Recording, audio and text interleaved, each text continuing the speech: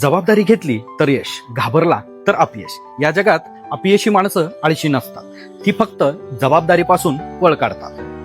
या जगात एक सत्य आहे आणि फार थोडे लोक ते स्वीकारतात. यश मिळत नाही कारण बुद्धी कमी आहे असं नाही. यश मिळत नाही कारण धैर्य कमी आहे.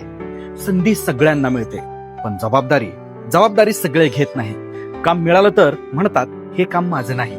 निर्णय घ्यायची वेळ आली तर म्हणतात थोडं थांबूया. जोखीम घ्यायची वेळ आली तर म्हणतात आधी कोणीतरी करू दे. आणि मग वर्षानुवर्ष जातात. आयुष्य संपत येतं पण माणूस तिथेच उभा राहतो. खरं सांगू का, यशस्वी माणूस कधीच परफेक्ट नसतो.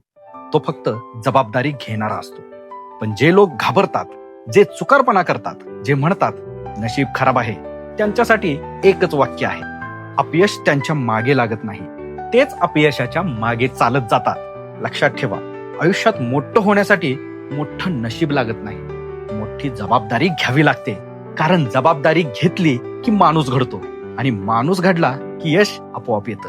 जबाबदारी न घेणारा माणूस आयुष्यभर कारण देत बसतो आणि जबाबदारी घेणारा माणूस इतिहास घडवतो.